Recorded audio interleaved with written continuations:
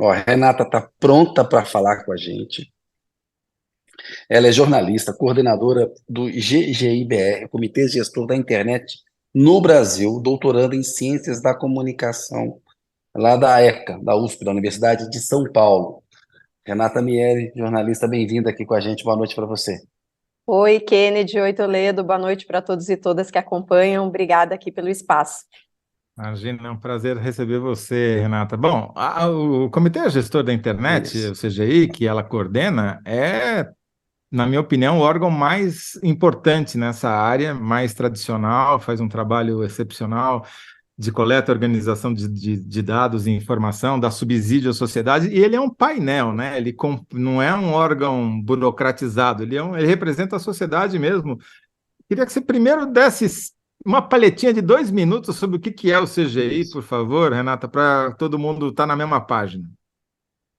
Oi, desculpa, deu uma travada. Você pode repetir? Pedir para você dar uma palhinha de 2 ou 3 minutos sobre o que é o CGI, para todo Tá mundo ótimo. entender o que vocês fazem lá e qual que é o papel de vocês especificamente nessa legislação que deve ser votada a semana que vem. Tá. O Comitê Gestor da Internet é um órgão multissetorial, né, que é composto por integrantes do poder público, por integrantes do terceiro setor, organizações não governamentais, de direitos digitais, e direitos do consumidor, organizações do setor acadêmico e do setor empresarial.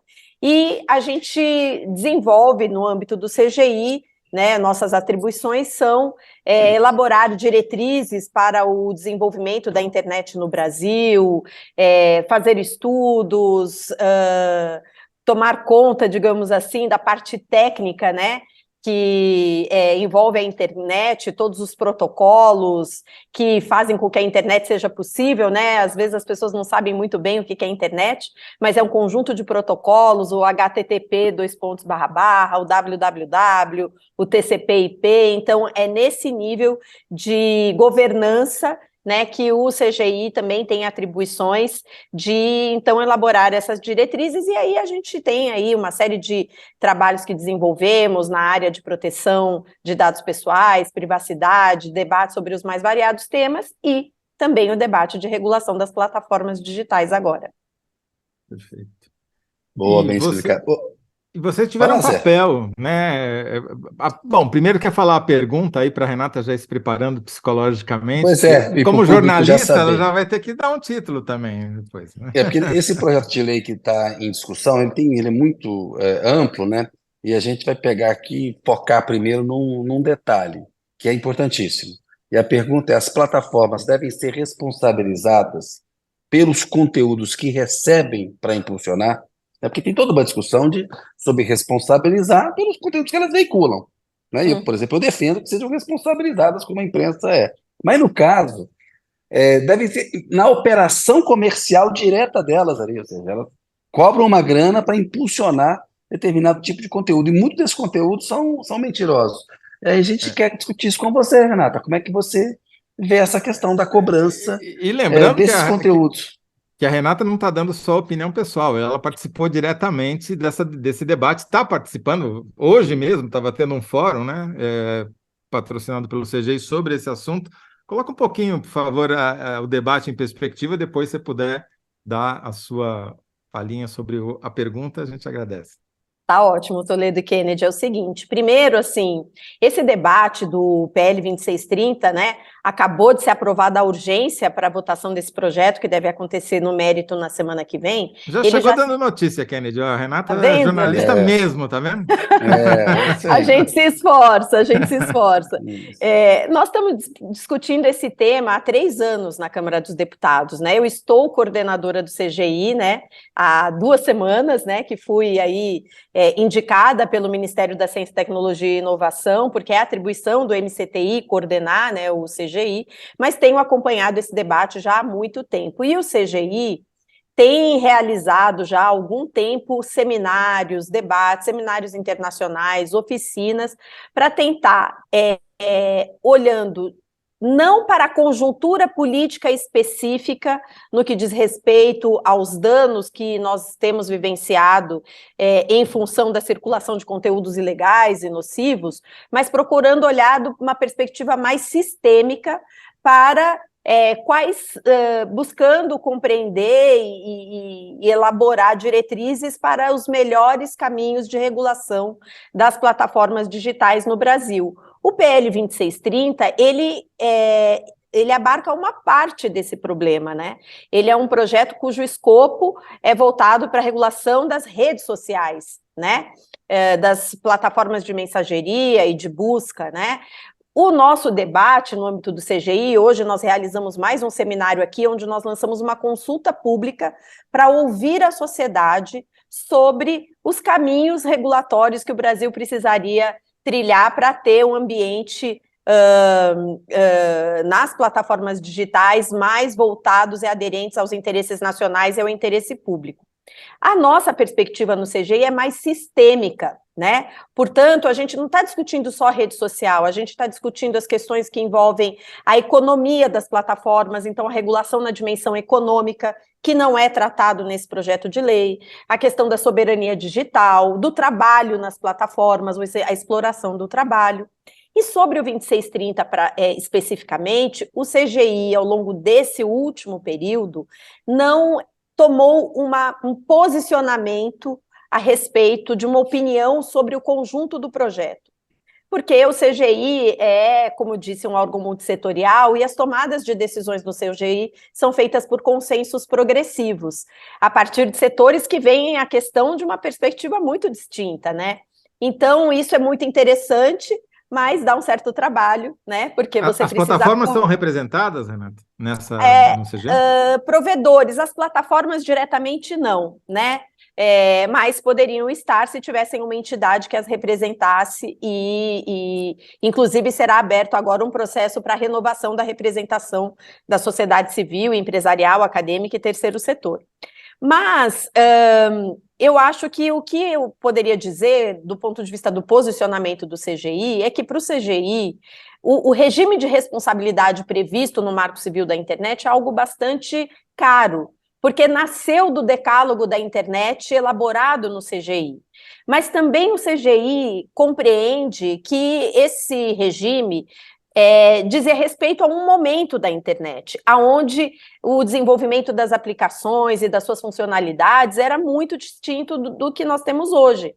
Então, algum tipo de modificação desse regime de responsabilidade, de uma modulação, é preciso ser feita. E talvez uma modulação, digamos, possível, é exatamente essa que olha para os conteúdos patrocinados, impulsionados, né? Porque uma vez que você está pagando para que o seu conteúdo seja mais visível, tenha mais alcance, ou seja, para tracionar o algoritmo para que ele chegue para um público maior, você está cumprindo um certo papel, digamos, de gatekeeper daquele conteúdo, né? De fazer com que ele chegue para mais pessoas, e eu acho que aí as plataformas tornam-se, de alguma maneira, responsáveis por aquele conteúdo, né? Não é um conteúdo que está engajado organicamente, né? A plataforma está ganhando dinheiro para fazer com que aquele conteúdo se dissemine, então ela tem alguma responsabilidade nisso. Esse é um caminho que eu acho interessante e que talvez seja algo que o CGI, que vai discutir esse assunto do mérito nos próximos dias, possa também endossar, mas não há uma posição fechada do comitê em torno disso, uma opinião bastante particular minha. Renata, mas ganha dinheiro também com o conteúdo orgânico, né? Ele rende sem dinheiro para as dúvida. plataformas também, né?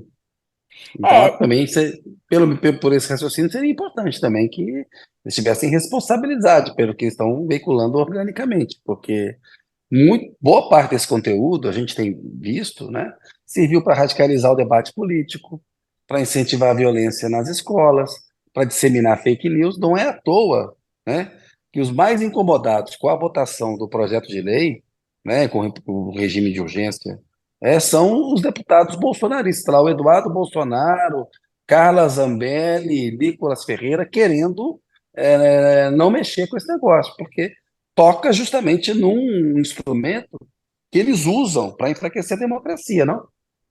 Sem dúvida nenhuma. Eu acredito que olhar para os diversos aspectos negativos e as consequências nocivas que a permissividade com as quais essas plataformas tratam os conteúdos é algo que é urgente do ponto de vista da sociedade brasileira.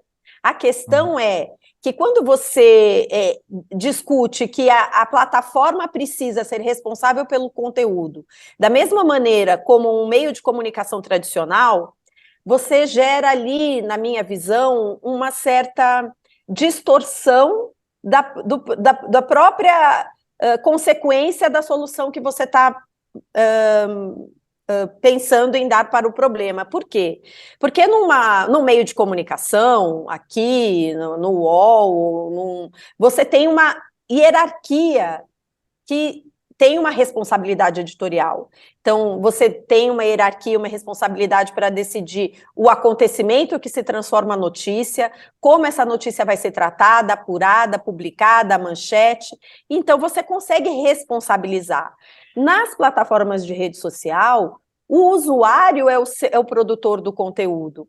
E, às vezes, você tornar a plataforma responsável por qualquer conteúdo que circula, ao invés de reduzir o poder e minimizar as externalidades negativas do modelo de negócio, você gera outras consequências. Por exemplo, sob pena de não ser responsabilizada por conteúdos de desinformação, por exemplo, que é uma coisa bastante complexa. O que é desinformação, né? O que diferencia um erro jornalístico de uma desinformação, uma opinião de uma desinformação? Sob pena de não ser penalizada, a plataforma vai acabar moderando conteúdos legítimos, o que pode trazer um outro tipo de externalidade negativa.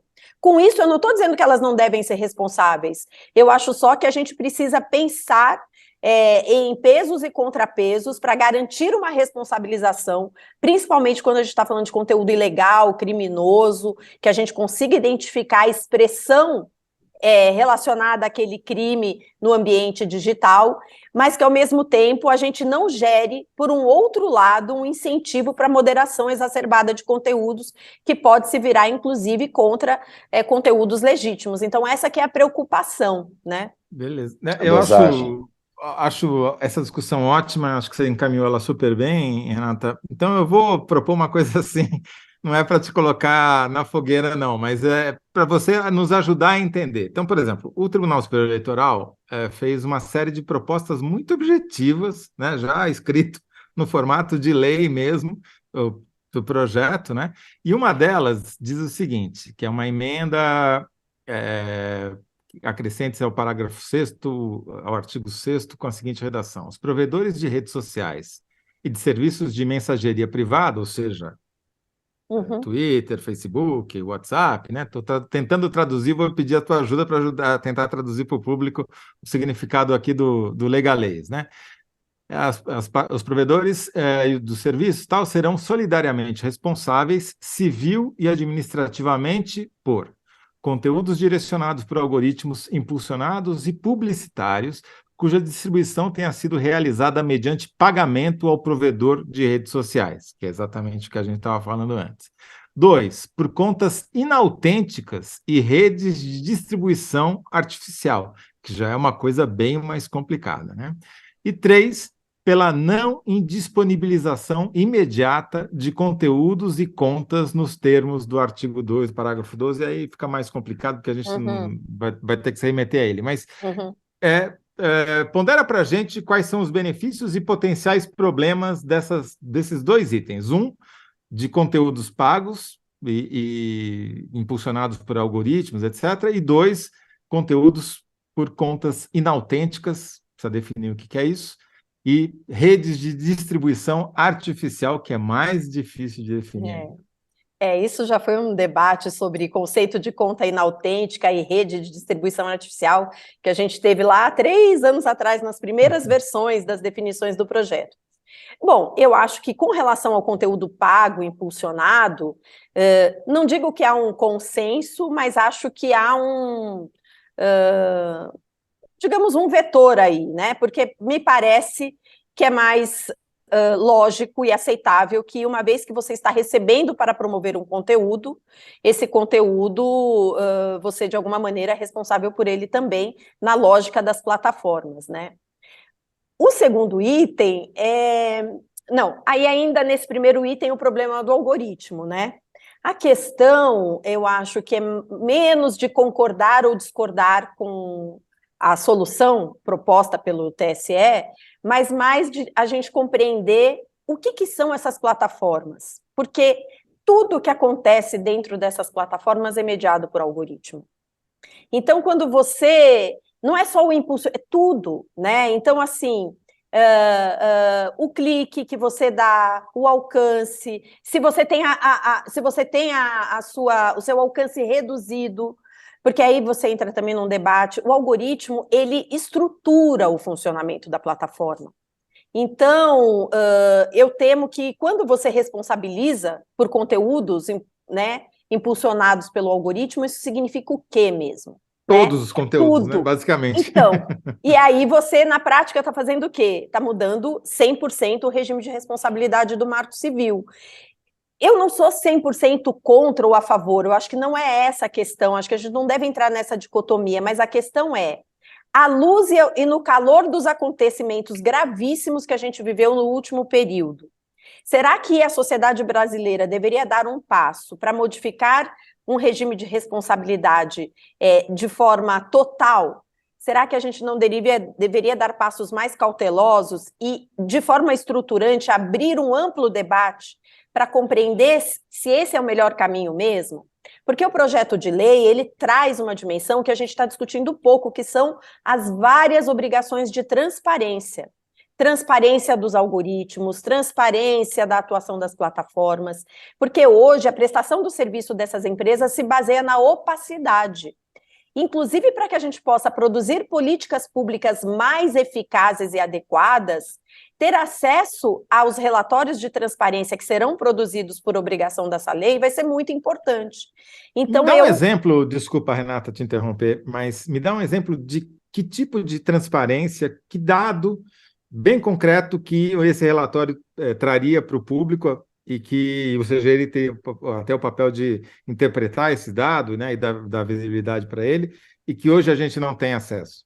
Então, por exemplo, começar de um dado básico que pode parecer irrelevante, mas quando a gente vai falar sobre regulação de plataforma, ele é muito. Quantos usuários ativos cada plataforma tem no Brasil? Quantos conteúdos são postados em média por dia? Há estatísticas internacionais que mostram. Para você ter ideia, se a atuação das plataformas no enfrentamento à desinformação e a conteúdos ilegais está sendo ou não diligente, né, que é o termo usado no projeto, você precisa ter parâmetros de comparação. Quanto ela já modera? E modera por quais critérios? Pelos seus termos de uso? Por determinação judicial? Se é dos termos de uso, por qual critério? Né? À medida que a lei for aplicada, você também tem um item, né, que é moderar pelas determinações de conteúdo ilegal. Então, você vai compreendendo, inclusive você vai conseguir ter uma dimensão para averiguar e aferir se determinada política de regulação ela é mais eficaz do que a outra. Então, nesse caso, a informação ela é subsídio vital para uma política pública adequada. E o algoritmo, como eu disse, a gente precisa ter mais conhecimento. Então, por exemplo, quais são os parâmetros algoritmos que a plataforma usa vai usar para cumprir as obrigações da lei? Então, a lei diz assim: a plataforma tem o dever de cuidado, por exemplo, para evitar a propagação de conteúdos que atentem contra o Estado Democrático de Direito, né? Bom, os crimes contra o Estado Democrático de Direito são crimes materiais. Você vai lá e coloca uma bomba num aeroporto e está bem claro. A expressão relacionada a esses crimes são 50 tons de cinza, né? Para você defender o fechamento do Supremo, por exemplo, é uma coisa objetiva.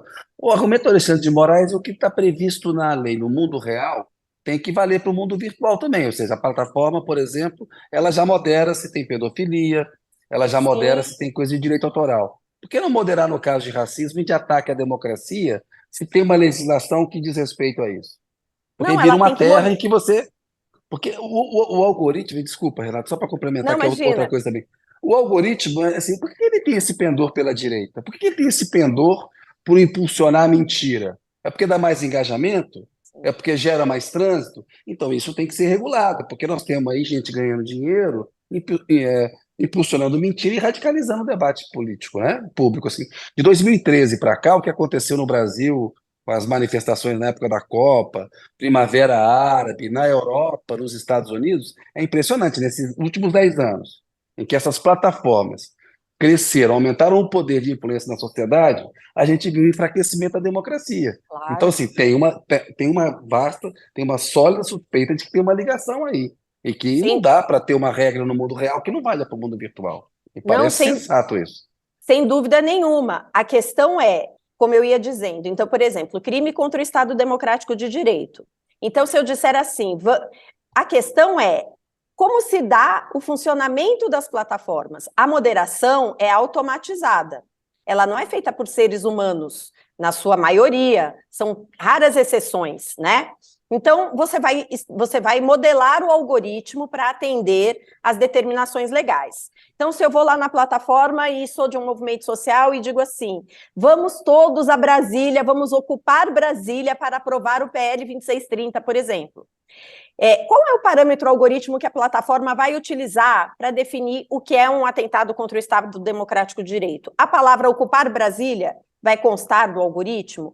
Então, o que eu estou querendo problematizar não é a necessidade de responsabilizar as plataformas pela circulação de conteúdos ilegais. O que eu estou querendo problematizar é o discurso, ele tem nuances, e isso é moderado por algoritmo. Então, nós precisamos, no processo regulatório, ter acesso aos parâmetros algoritmos.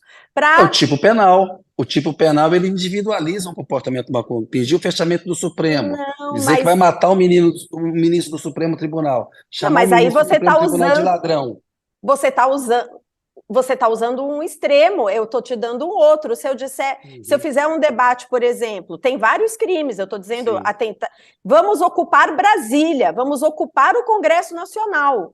Como o algoritmo vai ler isso? Não é a pessoa, eu entendo o que você está dizendo, mas a gente Essa tem é uma que zona entender. cinzenta, claro. Isso, Exato. então, Essa é uma exatamente. zona Então, cinzenta. nós precisamos Mas tomar algumas que muito não são. cuidado. Algumas não são. Racismo não é zona cinzenta. Isso. Pedofilia não é zona cinzenta, né? Você dizer que vai matar alguém, né? Talvez não seja zona cinzenta, apesar de que às vezes você fala isso como uma força de expressão. Matar de rir? Então a questão é que não são humanos que fazem essa moderação. E aí tem outra questão interessante na proposta, porque uma parte da revisão desses conteúdos é feita por humanos. Mas essas equipes não são contratadas no Brasil, a maioria delas são contratadas de forma quase análogas à escravidão em países cuja língua materna não é a língua, o português, que não conhece contexto cultural, socioeconômico do Brasil. Então, uma das questões de transparência, por exemplo, é conhecer, né, o perfil das equipes que trabalham. Então, toda a questão aqui é que, como você trabalha dentro de uma lógica automatizada, você não pode pensar apenas com a chave de que um humano consegue, não claramente, mas melhor, né, identificar o que é um discurso legítimo e que pode estar usando termos que podem ser considerados ataques e o que é um discurso ilegal. Então, a questão é de criar pesos e contrapesos, não de ser contra. Então, acho que essa é a questão. E sobre a questão automatizada, um minutinho só. Aí, gente, é a criminalização da tecnologia, né? Porque o problema não é o fato de ser uma rede artificial. Então, por exemplo, o próprio TSE, por exemplo, usa robôs para disseminar informação sobre a rigidez do processo eleitoral, a questão das urnas. Então, o uso da tecnologia, digamos, do robô, né, ela, per se, não é um problema. A questão é que você precisa, e aí a plataforma tem um papel importante de identificar todas as contas que são automatizadas e fazer o vínculo com os discursos que estão sendo usados por essas contas automatizadas. Mas é um humano que calibra o algoritmo, né? E se estão em países que não conhecem, mais um motivo para a gente fazer uma regulamentação aqui, para obrigar essas empresas a entender, se elas estão sofrendo uma sanção no território brasileiro, que é uma nação soberana, que elas se movimentem para responder isso, porque o algoritmo, alguém vai lá e programa ele, para ele incentivar um discurso de Kennedy, ódio, para ele incentivar uma mentira, né? fazendo o papel aqui de mediador. Não é um debate, nós estamos É, ouvindo a Renata. Não, tudo Não, bem. não, desculpa, a pergunta é O mais tema é polêmico mesmo, gente. É bom, é mas isso mesmo. se eu entendi o que a Renata está dizendo, no final das contas, já projetando o processo todo, qualquer coisa que esse projeto venha, não é qualquer coisa, mas se ele não, mesmo que ele não chegue na forma ideal, e não vai chegar, porque a gente não sabe qual é a forma ideal, mas se ele der alguns instrumentos, como esse, por exemplo, de obrigar as plataformas a darem informações que hoje elas sonegam descaradamente, informações as mais básicas, porque senão a defesa delas qual que é? Nós tiramos do ar não sei quantos milhões de vídeos, a gente não sei o que lá, com não sei quantas contas. Bom, mas isso é proporcional ao total, é pouco, muito, demais? Não sabemos, porque elas não dão nem sequer o denominador para a gente poder fazer a conta, né? Então, isso que você está dizendo é muito importante. Quer dizer, se o projeto de lei for aprovado, já obrigá-las a dar essa informação já vai ser um esforço enorme. E se ainda tiver alguns mecanismos que sirvam de exemplos e até de experiência, né, para saber se essa punibilidade é viável e se ela não vai punir, não vai matar, jogar a criança junto com a água suja do banho junto, né? Talvez seja.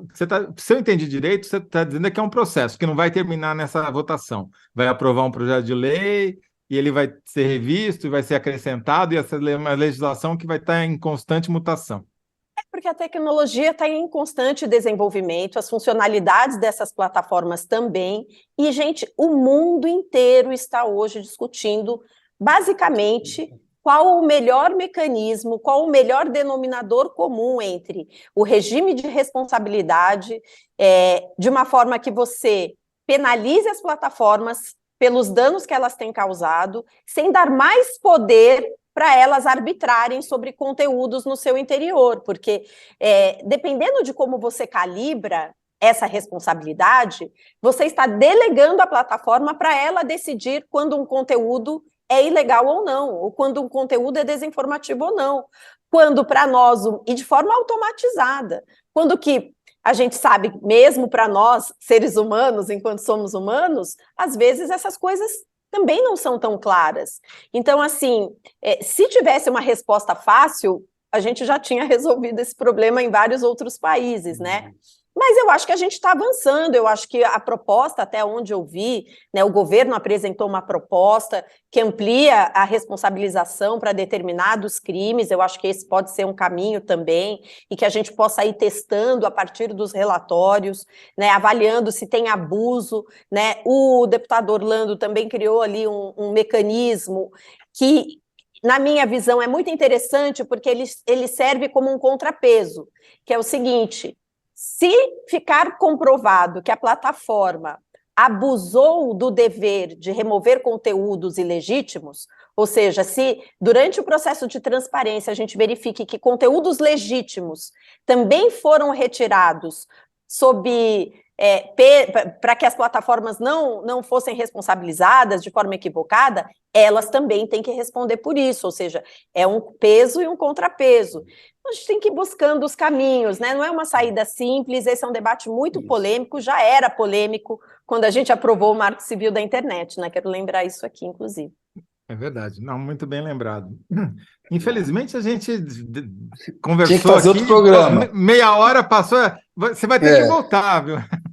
Não vai parar por aqui, porque tem Nossa, muita coisa para muita coisa. discutir ainda, né? Mas eu acho que foi muito bom, pelo menos para mim, me esclareceu um ponto fundamental que clareou na minha cabeça, que essa discussão não termina na próxima terça-feira. Ela vai ser um passo, esperamos, adiante, né? mas Sim, sem dúvida. não será o último, né? Não, Boa. não será. E tomar alguma providência é importante. A gente viu como o Alexandre de Moraes agiu em 2022, se comparar com a atuação do TSE em 2018, você quando age, você obriga de alguma maneira a coisa a avançar. Então, uma regulamentação começar a ser feita é importante. Se ela está errada, depois se calibra. O que não pode é ficar sem Isso, regulamentação.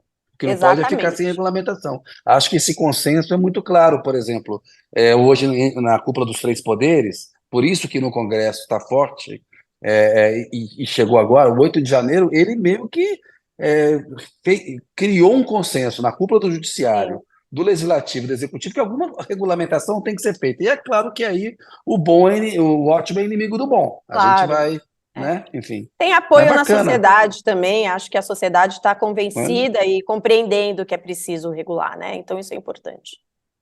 Agora, não Olha invejo a só. sua posição, viu, Renata? A Tendo posição- que agradar não, Tá tendo que fácil. mediar, chegar, fazer a síntese nesse programa que já é difícil, imagino você fazer uma síntese de toda essa confusão aí. Pois é. Vamos lá. A síntese que ela tem que fazer com a gente, as plataformas devem ser responsabilizadas pelos conteúdos que recebem para impulsionar. A Renata acha que sim, né? Porque até uma curadoria disso, uma responsabilização. Como é que você quer colocar aí, Renata, na sua síntese isso aí? Em 75 caracteres, olha lá. Vamos lá. Se a plataforma recebe dinheiro para dar visibilidade e alcance, ela é responsável. Isso. Boa, muito Boa. bom, muito bom. Boa, boa, boa.